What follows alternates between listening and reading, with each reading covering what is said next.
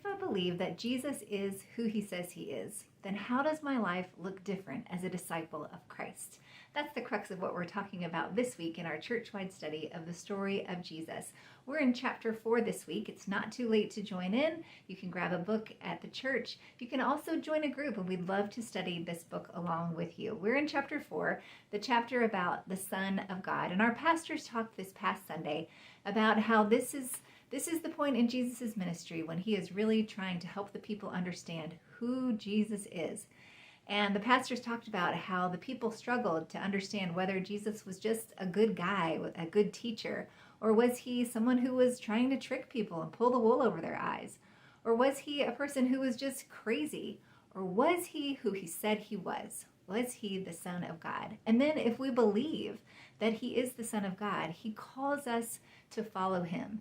And he tells us that following him means that our life is going to look different. Jesus says we are to take up our cross and follow him.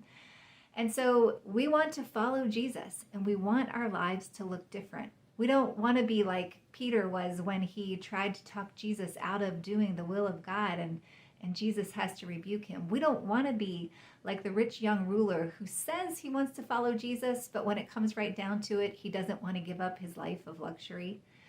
We don't want to be like the leaders or the Pharisees who some of them were starting to believe Jesus, but they didn't want to say it out loud because they were afraid of what others would think of them, and they were afraid that they would lose their position, their stature. We don't want to be like that. We want to be true followers of Christ. So if we believe that Jesus is who he says he is, and if we want to follow him, then our lives need to look different. So I encourage you to spend some time reading chapter 4, looking at those stories, and talking with God and asking him, where does my life look different? Where should my life look different? And what's one thing that you can do this week to make your life look different as a follower of Christ? What is the thing that you need to give up? What is the thing that you need to let go of? What is the thing that you need to stop worrying about what other people think of you? We should look different. We should not blend in with the crowd. We should be different because we are followers of Christ.